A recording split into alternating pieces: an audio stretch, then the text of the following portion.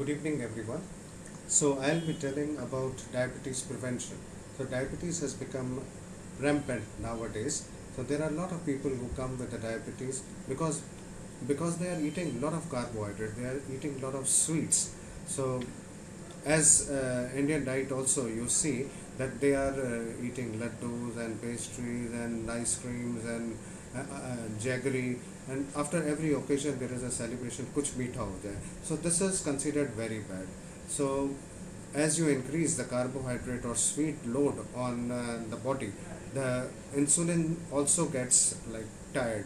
Then you don't get that much insulin which can cover your blood sugar values. So it is important that one should reduce the carbohydrate load, and you can prevent the diabetes at all. And lot of people are coming who are overweight. Most of the diabetes, like 80-90%, they are overweight.